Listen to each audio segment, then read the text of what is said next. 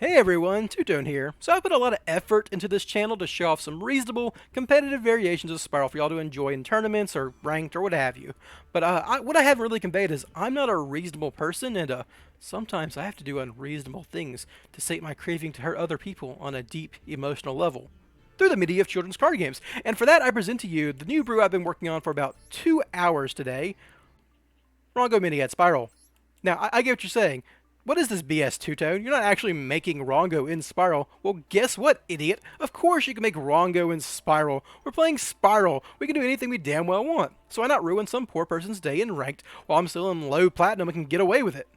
Anyway, as you can see, this is basically just a pure Spyral list, but it's flexing 3 super agents, so you have enough level 4 warriors to make Rhongo the hard way, as God intended. You actually have access to about 6 level 4 warriors throughout the entire deck. The PK package, which you might be familiar with as the more common Rhongo deck in the past, can turn 3 dark monsters into Rusty Bardiche, and get access to 2 level 4 warriors courtesy of Shade Brigandine and Stained Greaves. But instead of being a garbage tier deck that has to fake making a 4 or 5 mat Rhongo by cheesing its materials with the now banned Bamboozling Gossip Shadow, we just summoned a bunch of level 4 warriors because we're Spyral. We do what we want.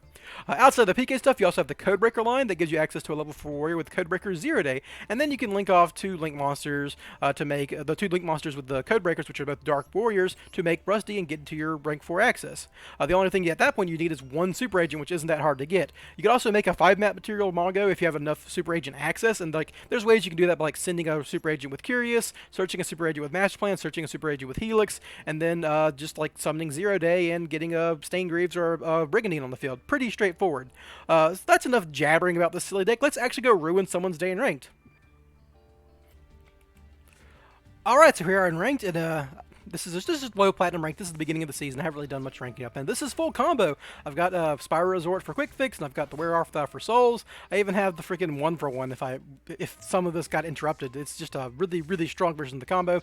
I've drawn the Stained Greaves, which isn't that big a deal. You want it in your hand at some point anyhow. This is going to be regular combo line, but I am going to skip Assault Mission here because I just have the 1-for-1 that I haven't had to use. So I'm just going to draw some cards. 1-for-1. I draw a 0 day, which is perfect to put in the graveyard for 1-for-1, so that's pretty good. But yeah, I can skip Assault Mission here because I'm going to 1-for-1 my second drone out of the deck. Master Plan's going to search out Super Agent and Sleeper as per usual. And I'm going to show you one of the funnier things about this version of the list is, activate my drone, obviously get this in rotation. My opponent's on Eldritch, the stun version, they have dimension barriers, which is, I guess, fine in Despia meta.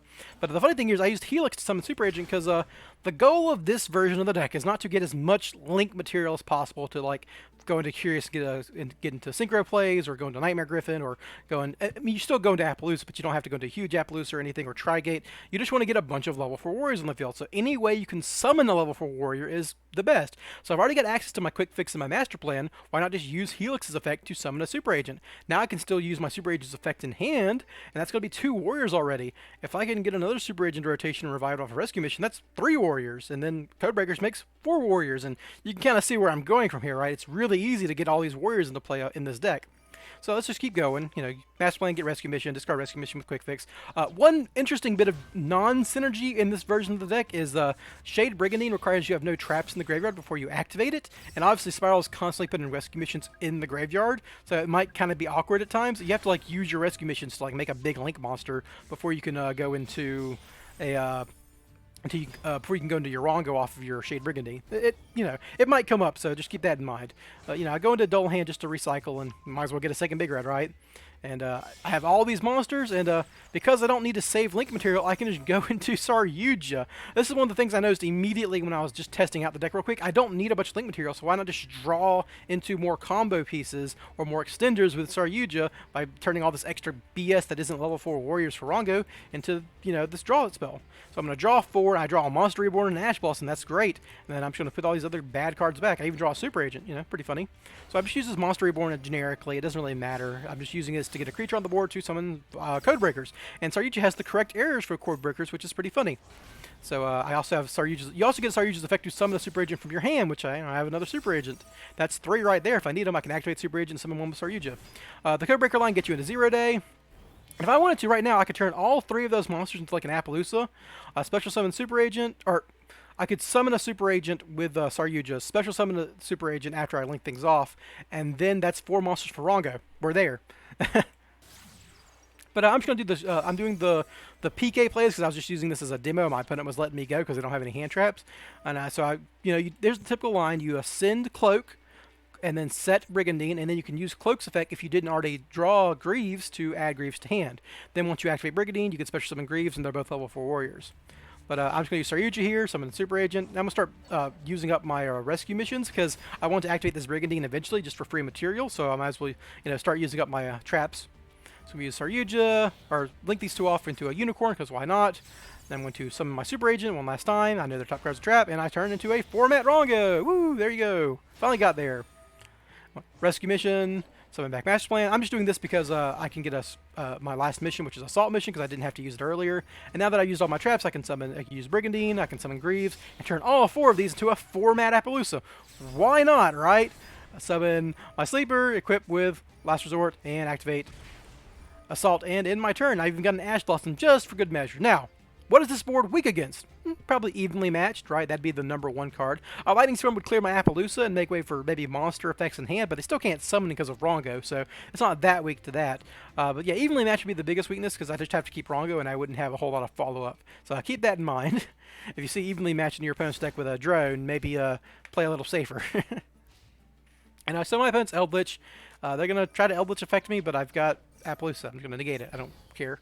And the funny thing is, this deck is going to consistently make 4-mat Rhongo because you frequently have to, use your link zone to set up your code breakers, and then have one more zone clogged up with a Bardiche who can't be linked away with the turn he's summoned.